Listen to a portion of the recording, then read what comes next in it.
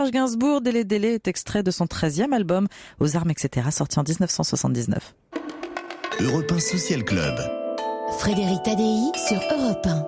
Nous sommes avec Thomas Ledouarec, avec Nathalie Baye, Antoine Cueil-Pers, Laurent Grasso, Romain Slocombe et Gauthier Tout-le-Monde. Gauthier Tout-le-Monde, vous êtes le directeur de Timbre Magazine qui vient de publier un hors-série intitulé Le Dessous des timbres. Ce sont les marqueurs, les timbres sont des marqueurs à la fois de l'histoire et de la géopolitique ? Oui, absolument. Ce sont les petits morceaux de la grande histoire, les timbres. Et c'est ça qui est extraordinaire. Il y a 20 ans, je connaissais strictement rien au timbre. Je pensais que c'était un loisir assez poussiéreux, même très ringard. Et puis, les hasards de l'existence ont fait que j'ai repris une société qui était active dans ce domaine. Et il m'a fallu 1 an pour comprendre les codes, etc. Et j'avais une forte appétence pour l'histoire. Et petit à petit, je suis entré dans cet univers qui a été absolument fascinant. Le premier timbre date de 1840, en France c'est 1849, et depuis tous ont été numérisés, donc ce sont pour les historiens des sources d'inspiration, de recherche qui sont absolument extraordinaires. Et plus on réfléchit dessus, plus on les observe, plus on s'aperçoit que ce sont vraiment des marqueurs extrêmement précieux, et notamment en temps de guerre ou dans des événements un peu particuliers. J'ai découvert l'existence d'un califat du Kurdistan qui était totalement inconnu grâce à un timbre, et on n'en parlait quasiment pas dans les bouquins d'histoire. Donc ils sont terriblement précis, les timbres. Parfois, les Kurdes doivent être bien contents que vous leur rappeliez qu'il existait, puisque depuis le temps qu'ils réclament leur indépendance. Tout à fait. En fait, ce timbre date de 1923. 1920, il y avait le traité de Sèvres qu'on n'a jamais appliqué. Donc après, on a dit, écoutez, on a trouvé du pétrole, donc le Kurdistan, on verra pour plus tard.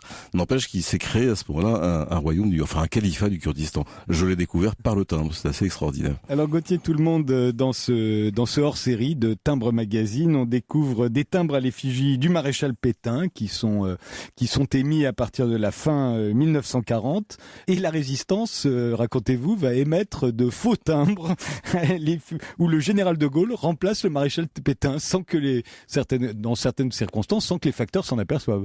Ou presque. En fait, c'est un peu la guerre des timbres entre le maréchal et le général.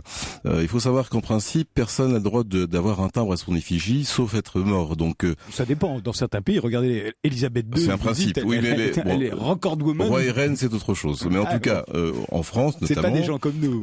Il y a eu 2 exceptions. C'est Napoléon III qui a pas lésiné sur le nombre de timbres et puis qui a dit voilà, maintenant je les timbres en effigie. Et ensuite Pétain. Le timbre, c'est éminemment politique. Donc il faut savoir que ces timbres Pétain, ils se promenaient notamment en France, bien sûr, sur le courrier, mais également dans les colonies. Donc l'exportation de l'État français, ça se faisait aussi par le timbre. C'était une façon de ne plus voir la République à la place. C'était exactement ça. Oui, non, ça a été assez extraordinaire de ce point de vue-là. Bien sûr, la résistance ne l'a pas supporté, donc pour état de raison, on a d'abord créé des faux timbres, enfin la résistance, des faux timbres à l'effigie du maréchal Pétain. Ça évitait en fait de devoir payer l'affranchissement avec le maréchal. Ça permettait une certaine discrétion, parce que le résistant qui arrivait pour prendre 50 ou 100 timbres à l'effigie du maréchal, on s'est dit qu'est-ce qu'il fait ? Donc des faux timbres, c'était parfait. Et ensuite, à titre de propagande, on a, la résistance, émis des timbres à l'effigie du général de Gaulle, ce qu'on appelle les faux de Londres. Donc finalement, c'était une guerre assez extraordinaire, sachant que le général de Gaulle aura des vrais timbres simplement au moment de sa mort. Toujours à propos de ceux qui sont encore vivants et qu'on voit sur des timbres. Alors il y a le général Boulanger, il y a Philippe VIII, l'arrière-petit-fils de Louis-Philippe, qui devient le prétendant au trône de France en 1908. Tout cela, il y a des timbres, vous les faites figurer, mais en fait ce sont de faux timbres, ce sont des vignettes de propagande. Alors ce sont des faux timbres, effectivement. Donc c'était aussi une façon de faire de la propagande. C'est vraiment quelque chose qui était très utile dans la communication politique de l'époque.